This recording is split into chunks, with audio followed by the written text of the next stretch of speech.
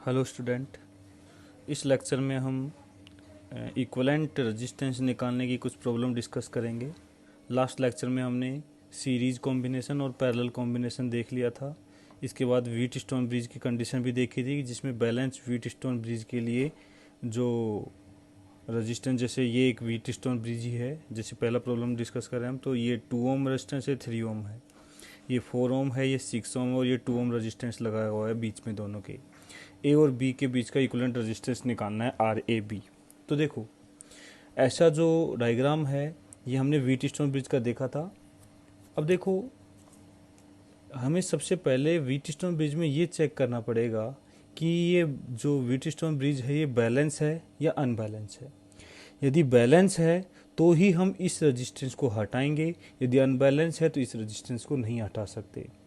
तो देखो, बैलेंसिंग की कंडीशन हमने देखा था कि R1/R2 R3/R4 के इक्वल होना चाहिए, मतलब R1/R2 का रेशियो और R3/R4 का जो रेशियो है वो सेम होना चाहिए। तो चेक करते हैं क्या रेशियो सेम है। तो देखो, मैं कहूँगा 2 ओम अपॉन 3 ओम जो रेशियो है, क्या 4 ओम अपॉन 6 ओम के इक्वल है? बिल्कुल है, क्योंकि ये भी 2/3 आएगा। इसका मतलब ये बैलेंस व्हीट स्टोन ब्रिज है, बैलेंस व्हीट स्टोन ब्रिज हो गया। तो बैलेंस व्हीट स्टोन ब्रिज के केस में ये जो 2 ओम रेजिस्टेंस है इसको सर्किट से हटा दिया जाएगा। तो ये सिंपल दोनों सीरीज में बन जाएंगे, ये दोनों सीरीज में बन जाएंगी। तो आर ए बी की यदि बात करें तो ये जो ए है और इसके बीच में 2 रेजिस्टेंस हो गए और ये बी हो गया। 2 और 4 सीरीज में हो गए 6 ओम, 6 और 3 9 ओम, ये बी हो गया। तो आर ए बी दोनों का पैरेलल हो जाएगा। तो ये हो जाएगा 9 × 6 अपॉन 9 + 6। तो यहाँ से आर ए बी अपने पास आ जाएगा, ये आएगा 6, 9 + 6 आ जाएगा 15। तो ये आ जाएगा 9 × 6 अपॉन 15, तो 3 5 3 2 18 अपॉन 5 ओम। ये आंसर आ जाएगा आर ए बी का। तो देखो, यहाँ से हम इक्विवेलेंट रेजिस्टेंस निकाल सकते हैं। ये व्हीट स्टोन ब्रिज का केस हो गया। तो बैलेंस व्हीट स्टोन ब्रिज के केस में ये जो दोनों के ये जो बीच में रेजिस्टेंस होता है इसको हटा देते हैं, और बैलेंसिंग चेक करने के लिए ये रेशियो सेम होना चाहिए। नेक्स्ट प्रॉब्लम की बात करते हैं। तो देखो, ए और बी के इक्विवेलेंट, ए और बी के अक्रॉस हमें आर इक्विवेलेंट निकालना है। यदि इस डायग्राम को ध्यान से देखा जाए तो ये भी एक व्हीट स्टोन ब्रिज नज़र आ रहा होगा इसमें। देखो, सबसे पहले ये रेजिस्टेंस जो है, ये रेजिस्टेंस को ए और बी के बीच में डायरेक्ट लगा हुआ है। तो इस ए और बी के बीच के रेजिस्टेंस को एक बार थोड़ा साइड में कर लेते हैं, क्योंकि दोनों पॉइंट के बीच में जो रेजिस्टेंस, जो जिन 2 पॉइंट के अक्रॉस हमें इक्विवेलेंट निकालना है, उन 2 के बीच के रेजिस्टेंस को हम बाद में लगा सकते हैं। यदि मैं इसको हटा दूं तो जो ऊपर का सर्किट है, ध्यान से देखो तो ये व्हीट स्टोन ब्रिज है, जिसमें ये दोनों रेशियो और ये दोनों रेशियो भी सेम है। तो ये तो एक बैलेंस व्हीट स्टोन ब्रिज का कंडीशन बन जाएगी। इसका मतलब इस रेजिस्टेंस को, बीच वाला जो रेजिस्टेंस है, इसको हटाया जा सकता है। तो ये बैलेंस व्हीट स्टोन ब्रिज बन गया। तो हम इस डायग्राम को ऐसे बना सकते हैं, ये ए है, ये बी है, इसके बीच में ये रेजिस्टेंस हो गया, ये रेजिस्टेंस हो गया, इस रेजिस्टेंस को हटा दिया, एक ये रेजिस्टेंस हो गया, एक ये रेजिस्टेंस हो गया, और एक सीधा रेजिस्टेंस ये हो गया। ये ए और बी के बीच का डायग्राम बन गया। अब देखें तो ये आर इस आर के साथ सीरीज में है, ये आर इस आर के साथ सीरीज में, तो ये आर और आर सीरीज में 2R बन गए, ये भी 2R बन गए। 2R और 2R दोनों पैरेलल में है, तो 2R का R बन जाएगा। मैंने बताया था बराबर बराबर रेजिस्टेंस यदि लगे होते हैं तो R/N हो जाता है। तो देखो, 2R के 2 रेजिस्टेंस है, तो 2R/2 मतलब R हो गया, और R इसके साथ पैरेलल में है तो ये R/2 हो जाएगा। तो यहाँ RAB जो निकल के आएगा वो R/2 निकल के आ जाएगा। तो इस टाइप से हमें इक्विवेलेंट रेजिस्टेंस निकालना आना चाहिए। ऐसा हमने जो क्वेश्चन है कैपेसिटर में भी देखे हुए हैं, सेम वैसे ही क्वेश्चन रिपीट हो रहे हैं। तो ज़्यादा नंबर ऑफ क्वेश्चन हम यहाँ पे नहीं करेंगे ऐसे, क्योंकि हम कैपेसिटर में इक्विवेलेंट देख चुके हैं पहले।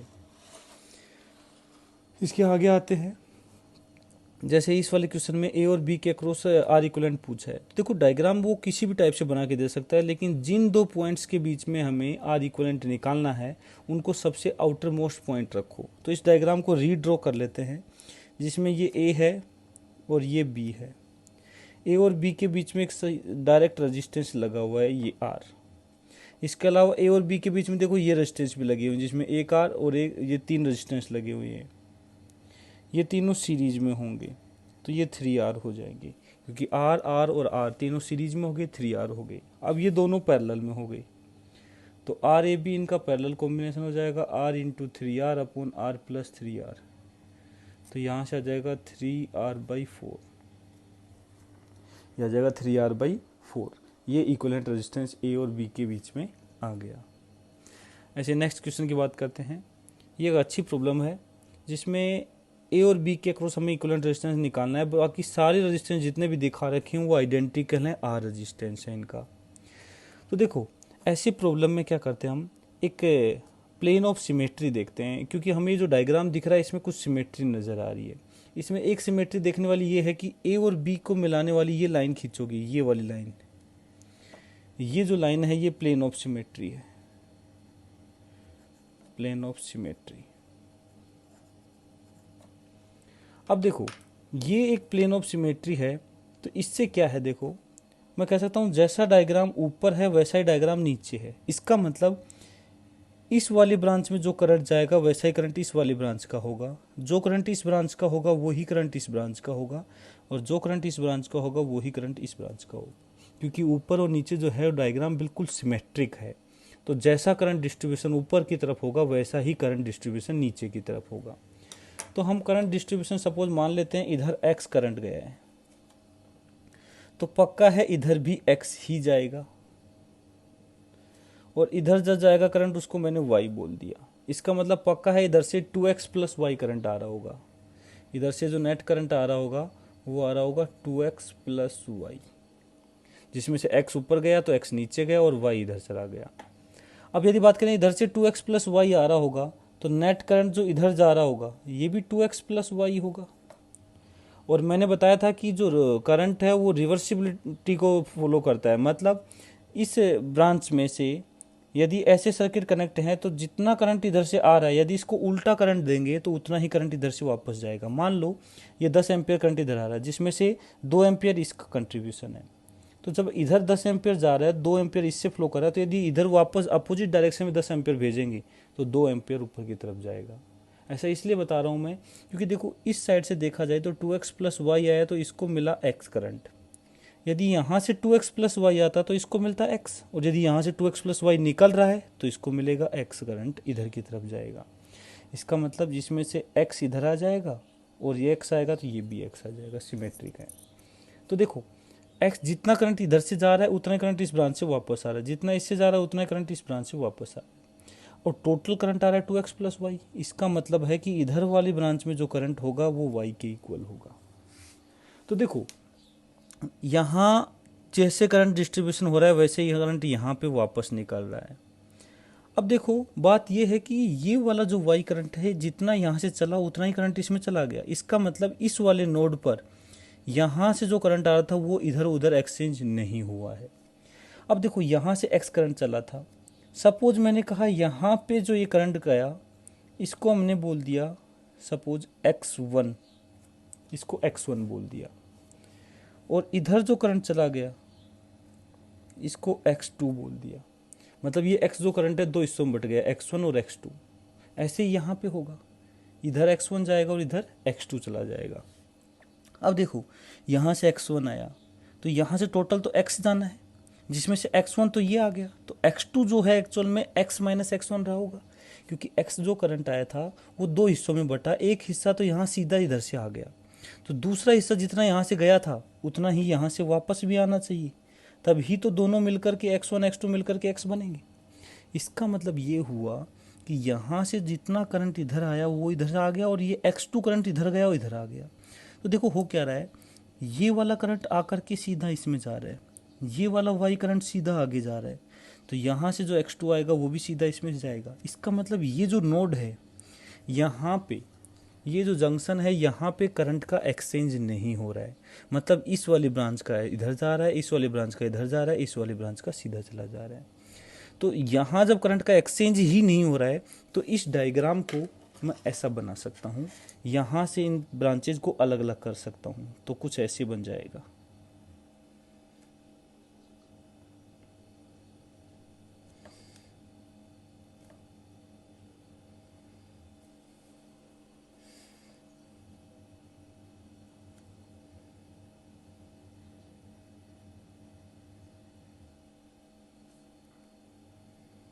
इस टाइप से ये सर्किट बन जाएगा।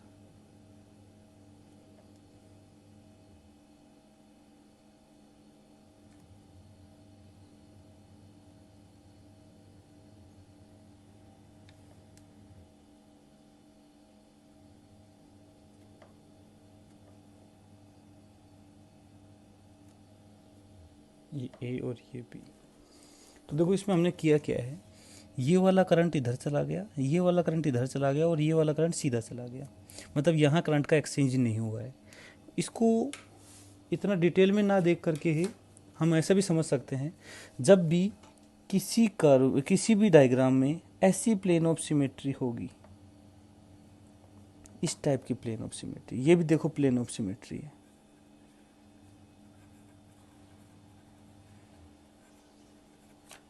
जब भी जिसमें ऐसी प्लेन ऑफ सिमेट्री होगी तो इस प्लेन ऑफ सिमेट्री पे जो पॉइंट आएगा, ध्यान रखना ए और बी पॉइंट ये हैं, इन दोनों के परपेंडिकुलर जो प्लेन ऑफ सिमेट्री है, इस वाली प्लेन ऑफ सिमेट्री पे जो भी एक जंक्शन आएगा उस जंक्शन में करंट का एक्सचेंज नहीं होगा। जो करंट इस ब्रांच में जाएगा वो इधर चला जाएगा, जो इधर से आएगा वो इधर चला आएगा, जो सीधा आएगा वो सीधा चला जाएगा, ऐसा होता है। तो अब देखो यदि ध्यान से देखें तो ये सर्किट बहुत ईजी बन गया। अब ये सारे रजिस्टेंस आर रेजिस्टेंस के हैं।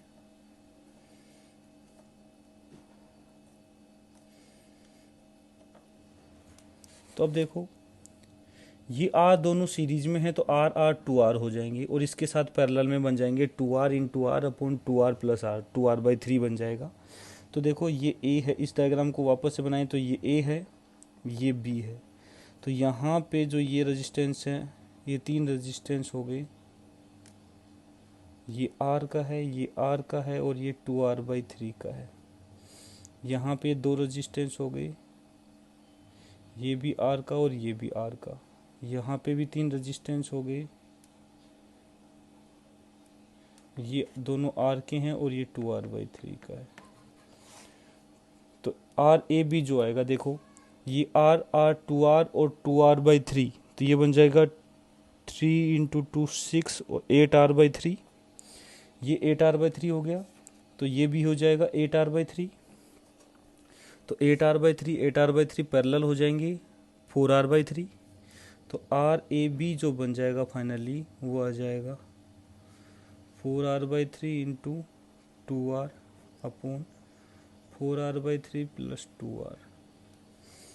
तो यहाँ से एक आर कैंसिल हो जाएगा और ये आएगा 8/3 है आर अपॉन, यहाँ से आएगा 6 और 4 10/3।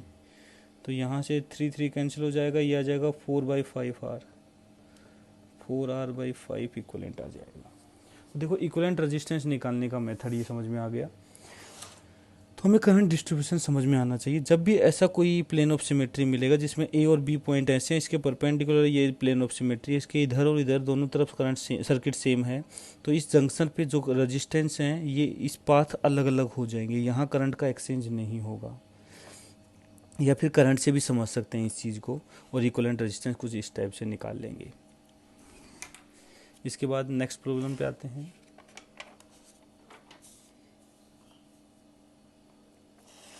ये एक अच्छी प्रॉब्लम है, चाहे तो इसको एक बार ट्राई करके देख ले। चलो अब हम सोल्व करते हैं इसको। In the given square each side is of 1 metre, हर एक साइड 1 मीटर की है, स्क्वायर है ये। And resistance of wire is 1 ohm per metre, मतलब पर मीटर जो रजिस्टेंस है वो 1 ओम है। तो 1 मीटर ये है तो 1 ओम ये हो गया, 1 ओम ये हो गया, ऐसे हर एक ब्रांच का रजिस्टेंस 1 ओम है। एंड रजिस्टेंस बिटवीन ए और ई के बीच में हमने 1 ओम रजिस्टेंस लगा रखा है। A constant potential difference is applied across A and C, A और सी के अक्रॉस कांस्टेंट पोटेंशियल डिफरेंस हमने लगा दिया। ये potential of B and E are same, कहा है कि बी और ई का पोटेंशियल सेम है, तो हमें सी ई अपॉन ई डिफाइन करना है।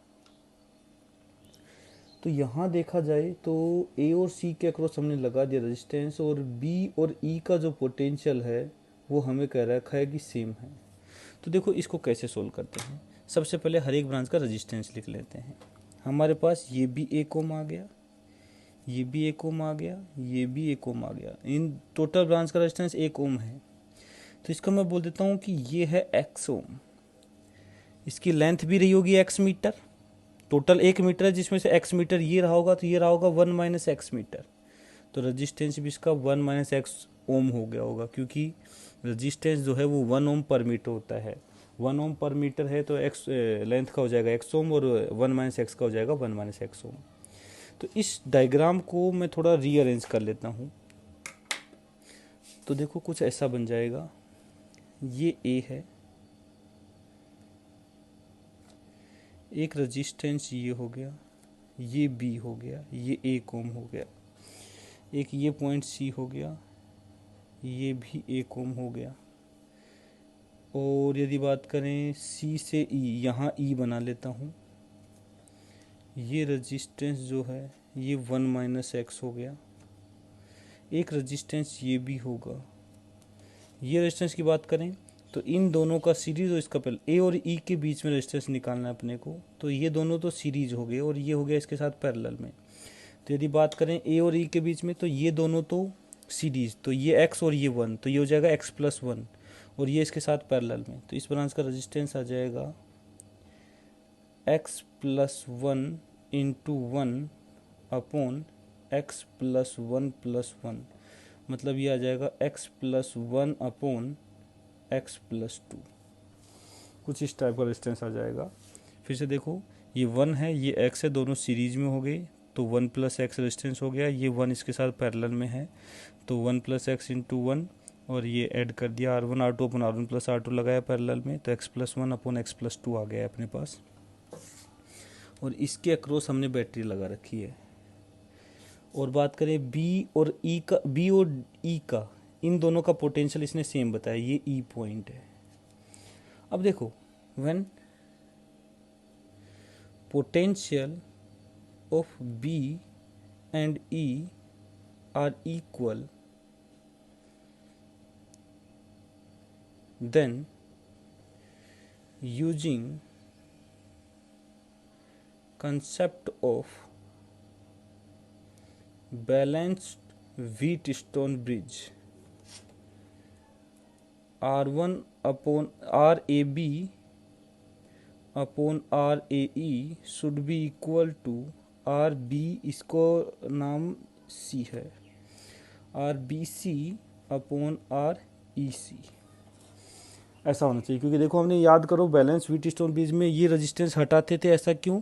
क्योंकि हम कहते थे कि ये और ये सेम पोटेंशियल पे है तो इसमें कोई करंट नहीं फ्लो करेगा। तो सेम पोटेंशियल पे बैलेंस व्हीटस्टोन ब्रिज में होते थे, इसका मतलब सेम पोटेंशियल की कंडीशन वही होगी जो बैलेंस व्हीटस्टोन ब्रिज की कंडीशन होती है, उसमें ये रेशियो इस रेशियो के इक्वल होना चाहिए। तो इसी का यूज़ करेंगे हम। तो देखो RAB वो दे रखा है 1 अपॉन RAE, यह आ जाएगा x plus 1 upon x plus 2 is equal to RBC, यह आ जाएगा 1 अपॉन REC, यह आ जाएगा 1 माइनस एक्स। तो इसको सोल्व कर लेते हैं आगे। तो यह आ जाएगा x plus 2 into 1 minus x, x plus 2 into 1 minus x is equal to x plus 1। तो यहाँ से आ जाएगा x, यहाँ से आ जाएगा माइनस एक्स स्क्वायर, यहाँ से आएगा प्लस 2, यहाँ से आएगा minus 2x is equal to x plus 1। तो ये आ जाएगा एक्स स्क्वायर, और एक x से x कैंसिल हो गया, तो ये x square plus 2x minus 2 is equal to 0। तो x इज इक्वल टू आ जाएगा माइनस b, तो माइनस b आ जाएगा माइनस 2 प्लस माइनस, देखो दोनों माइनस तो हो नहीं सकते क्योंकि x की वैल्यू से निगेटिव आ जाएगी, और x यहाँ मैंने कुछ लेंथ माना है तो ये निगेटिव नहीं हो सकता, तो केवल प्लस लेंगे। Minus b plus root over b square minus 4ac minus minus plus हो जाएगा इंटू 8 अपॉन 2a। तो ये x आ जाएगा अपने पास -2 प्लस 8 और 12 हो जाएंगे, तो ये 2√3 आ जाएगा अपॉन 2। तो यहाँ से ये आ जाएगा x is equal to 2 cancel हो जाएगा, ये आ जाएगा √3 - 1। तो x अपने पास √3 - 1 आ गया। तो पूछा था हमें CE upon ED, CE upon ED। तो देखो ये जो रेजिस्टेंस है उसी रेशियो में लेंथ का रेशियो है, तो ये देखो CE तो आ जाएगा 1 - x अपॉन ED आ जाएगा 1 - x, ठीक है, और ED आ जाएगा x। तो यदि 1 - x की बात करें तो 1 में से x माइनस करेंगे तो ये हो जाएगा 1 - √3 - 1 अपॉन √3 - 1। तो ये आ जाएगा माइनस माइनस प्लस हो जाएगा 2 - √3, यह आ जाएगा 2 - √3 अपॉन √3 - 1। इसको चाहें तो मल्टीप्लाई कर सकते हैं, √3 + 1 अपॉन √3 + 1। तो ये बन जाएगा 3 - 1, a + b, a - b से ये बन जाएगा 3 - 1 2। तो ये आ जाएगा 2 - √3 इंटू √3 + 1/2। तो सोल्व कर सकते हैं, प्रोडक्ट करके इसको सोल्व किया जा सकता है। तो इस टाइप से हमारे पास CE अपॉन ED का रेशियो आ जाएगा। तो देखो हमने किया क्या है वो समझते हैं फिर से एक बार। हमें कहा कि E का और B का पोटेंशियल सेम है, तो हमने इसको एक व्हीटस्टोन ब्रिज के फॉर्म में बना लिया और B और E को कुछ इस टाइप से रखा और सेम पोटेंशियल के लिए ये रेजिस्टेंस का रेशियो इस रेजिस्टेंस के रेशियो के इक्वल कर दिया। आगे तो कैलकुलेशन है, कैलकुलेशन कर सकते हैं, कोई बड़ी बात नहीं है। तो हमें ये कंसेप्ट समझ में आना चाहिए। देखो डायरेक्टली व्हीटस्टोन ब्रिज इस प्रॉब्लम में नहीं दे रखा है, लेकिन फिर भी व्हीटस्टोन ब्रिज का यूज कर रहे हैं हम इसमें। तो हमें हर कंसेप्ट को अलग तरीके, हर जैसे व्हीटस्टोन ब्रिज इसमें कहा नहीं गया फिर भी उसको यूज करना हमें आना चाहिए। इसके आगे नेक्स्ट प्रॉब्लम की बात करते हैं। देखो एक सर्किट दे रखा है जिसमें A और B के अक्रॉस हमें इक्विवेलेंट रेजिस्टेंस निकालना है। तो ध्यान से देखें तो इसमें भी प्लेन ऑफ सिमेट्री दिख रही होगी। मैंने कहा था ये A है ये B है, तो ये जो प्लेन ऑफ सिमेट्री है इस पे कोई जंक्शन पे करंट का एक्सचेंज नहीं होता, लेकिन यहाँ जंक्शन की वजह देखो पूरा रेजिस्टेंस इस पे आ रहे हैं। तो जब भी इस प्लेन ऑफ सिमेट्री पे जो रेजिस्टेंस आएंगे उन रेजिस्टेंस में जो करंट होगा वो 0 होता है। उसको प्रूव भी किया जा सकता है। कैसे? मान लिया इधर से करंट x गया, तो सिमेट्रिक सर्किट में कह सकता हूँ कि इधर भी x जाएगा, और इसमें कुछ मैंने कहा सपोज y चला गया।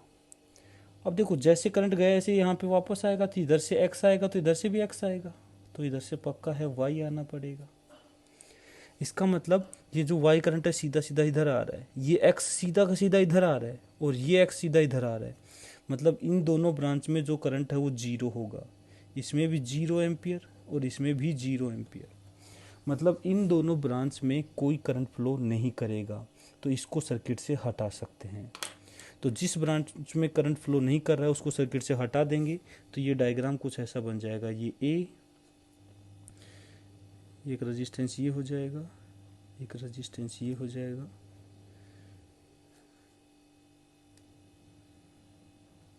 ये B, इन दोनों को हटा दिया और इन दोनों को रखना है ऐसे। तो ये भी कुछ व्हीटस्टोन ब्रिज की तरह ही है। तो देखो इन दोनों रेजिस्टेंस को हमने हटा दिया क्योंकि उसमें कोई करंट का फ्लो नहीं हो रहा था। तो ध्यान रखना इस प्लेन ऑफ सिमेट्री पे कोई नोड होता है तो उसको अलग अलग कर देते हैं, लेकिन यदि पूरा का पूरा रेजिस्टेंस होता है तो उस रेजिस्टेंस से कोई करंट फ्लो नहीं करता है। तो देखो ये सर्किट ऐसा बन गया। तो यदि मैं RAB निकालना चाहूँ तो R और R दोनों पैरेलल में, ये दोनों पैरेलल में, ये सॉरी R सीरीज में, ये सीरीज में, ये सीरीज में।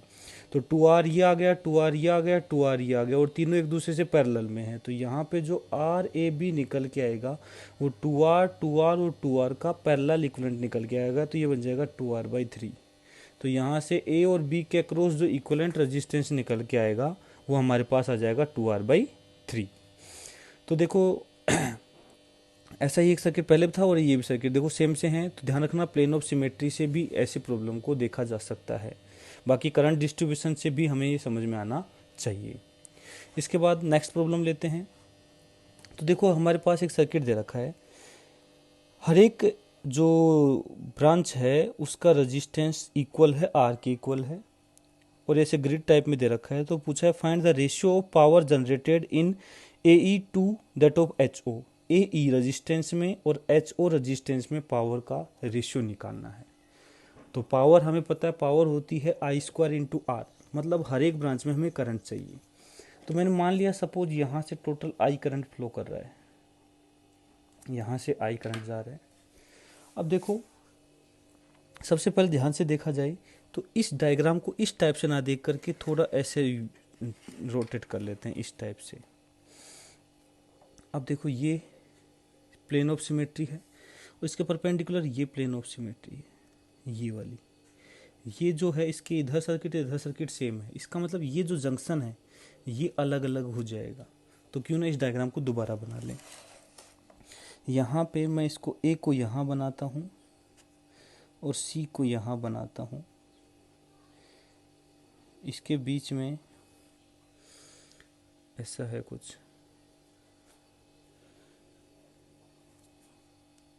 एक ये बन गया, ऐसा बन गया, ये ए है और ये सी है, और इसके बीच में ऐसे।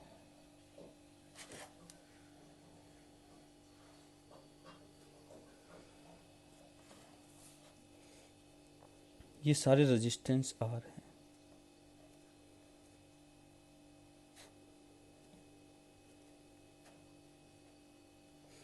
तो देखो यहाँ ये जो जंक्शन है इसमें करंट निकालना, तो इसको हम कहेंगे कि यहाँ से अलग अलग हो जाएंगे।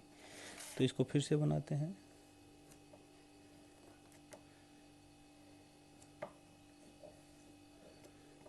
ये ए है, ये सी है, और यहाँ से यदि इसको अलग करेंगे तो ये कुछ ऐसा बन जाएगा।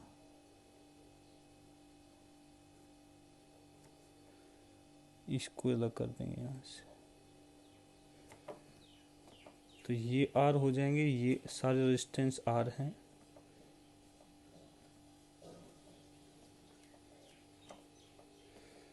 इस टाइप का डायग्राम बन जाएगा अपने पास कुछ। हमने यहाँ से इस जंक्शन को अलग कर दिया क्योंकि यहाँ पे सिमेट्री थी। तो देखो ये दोनों सीरीज हो जाएंगे, इस टाइप का सर्किट बन गया। लेकिन हमें पूरा इसका रेजिस्टेंस नहीं निकालना, हमें करंट के बारे में बातें करनी है। सपोज यहाँ से आई करंट आ रहा है, तो देखो यहाँ से दोनों में दो ही रास्ते हैं इसको यहाँ से आगे जाने के, और दोनों आइडेंटिकल रास्ते हैं। तो यहाँ जो करंट जाएगा वो I/2 होगा, दोनों का जो करंट होगा वो I/2 होगा। इसके बाद यदि बात करें, यहाँ से आगे जाने के बाद इसको फिर दो रास्ते हैं, तो यहाँ से ये दोनों रास्ते भी देखो एकदम सिमेट्रिक हो गए हैं अब। तो यहाँ से I/4 जाएगा, तो यहाँ से भी I/4 जाएगा। यदि मैं बात करूँ तो ये O है, ये पॉइंट है D, और ये पॉइंट है B, ये पॉइंट है H, और ये पॉइंट है E। तो देखो ब्रांच AE में करंट है I/2 और ब्रांच HO में करंट है I/4। रेजिस्टेंस दोनों का सेम है, R के इक्वल। तो देखो power in AE will be equal to I/2 का स्क्वायर इंटू R, और power in HO will be equal to I/4 का स्क्वायर इंटू R। तो PAE upon PHO will be equal to I/2 का square into R upon I/4 का square into R। तो ये यहाँ से आई स्क्वायर आर तो कैंसिल हो जाएंगी, और ये आ जाएगा 16/4, मतलब 4 आ जाएगा। तो ये इसका रेशियो आ जाएगा पावर जनरेशन का। तो देखो सर्किट सोल्व करने में भी ये इक्विवेलेंट कंसेप्ट काम कर जाता है। तो करंट का डिस्ट्रीब्यूशन हमें करना आना चाहिए। ये हम तभी कर पाए यहाँ पे I/4, तब हमने कह दिया कि यहाँ से जो करंट आएगा वो सीधा इधर जाएगा। तो इसको अलग करने के बाद ही करंट का डिस्ट्रीब्यूशन आसानी से कर पाए हैं। इसके आगे नेक्स्ट प्रॉब्लम की बात करते हैं।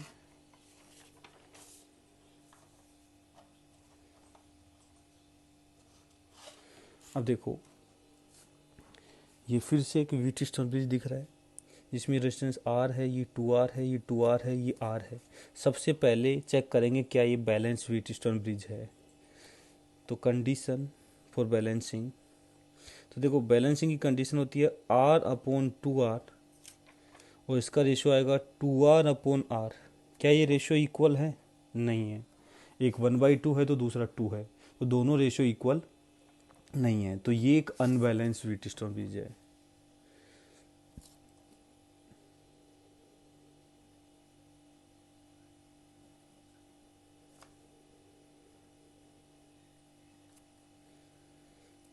अनबैलेंस व्हीटस्टोन ब्रिज बन गया। तो देखो इस सर्किट को सोल्व करने के हमने दो मेथड कैपेसिटर वाले केस में देखे थे, वही दो मेथड यहाँ लगा सकते हैं। तो एक मेथड तो था सिंपल एक्स और वाई मान करके, और हमने KCL लगाए थे दोनों केस में, एक्स की वैल्यू निकाली थी, वाई की वैल्यू निकाली थी। चाहे तो उस कैपेसिटर के इक्विवेलेंट की वीडियो को वापस से चला के देख सकते हैं। एक तो मेथड वो है। दूसरा मेथड ये है कि इससे एक बैटरी कनेक्ट कर दी जाए, तो ज़्यादा इजी पड़ा था बैटरी कनेक्ट करने वाला, तो हम उसी मेथड को इसमें देखेंगे। तो इस सर्किट में हम एक बैटरी कनेक्ट कर देंगे। तो देखो ये कुछ इस टाइप से हो जाएगा।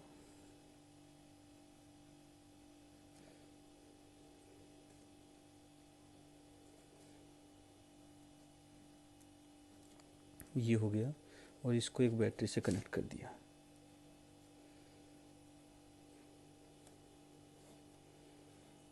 बैटरी का जो EMF है वो V है, रेजिस्टेंस R है, 2R है, 2R है, R है, और ये रेजिस्टेंस भी लगा रखा है, ये R है। यहाँ इस बार ये हट नहीं सकता क्योंकि ये एक बैलेंस व्हीटस्टोन ब्रिज नहीं है।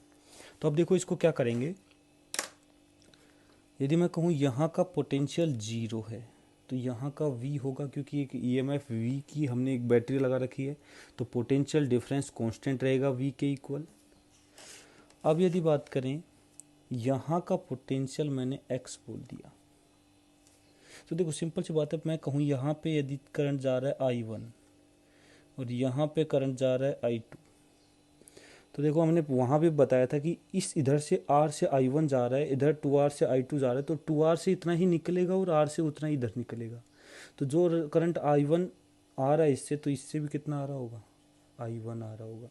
इससे I2 है तो इधर से भी कितना जा रहा होगा? I2। क्योंकि यदि मैं करंट I1 + I2 इधर से ना भेज के इधर से भेजता, तो इस वाले ब्रांच में R के बराबर इधर जाता I1 और इस वाले में जाता I2। तो सिमेट्रिक डिस्ट्रीब्यूशन होगा करंट का, रिवर्सिबिलिटी को फॉलो करेगा। तो हम कहेंगे कि यहाँ से I1 करंट जा रहा है तो यहाँ से I1 निकलेगा, यहाँ से I2 है तो यहाँ से I2 निकलेगा। अब यहाँ के पोटेंशियल को मैंने x बोल दिया। तो देखो इस रेजिस्टेंस R रेजिस्टेंस की बात करें तो इस रेजिस्टेंस का जो पोटेंशियल डिफरेंस है वो होगा V = IR ओम्स लॉ से। I इसमें I1 है, रेजिस्टेंस R है, तो ये I1 × R होगा, जो कि V - x के इक्वल है। यहाँ इसका पोटेंशियल डिफरेंस की बात करें तो I1 करंट है, R रेजिस्टेंस है, तो देखो इसका डिफरेंस भी I1 × R रहेगा। तो I1 × R की मैंने यहाँ कहा पोटेंशियल डिफरेंस V - x है R में, तो यहाँ भी I1 × R की वैल्यू उतनी होगी, तो ये भी V - x होना चाहिए। तो यहाँ का 0 है तो यहाँ का पोटेंशियल होना चाहिए V - x, ताकि जो डिफरेंस है वो दोनों R वाले रेजिस्टेंस के अक्रॉस सेम हो जाए। ऐसा इसलिए क्योंकि दोनों R वाले जो रेजिस्टेंस हैं इसमें जो करंट जा रहा है वो सेम है, दोनों में I1 है, रेजिस्टेंस भी दोनों का सेम है, तो पोटेंशियल डिफरेंस भी सेम होना चाहिए।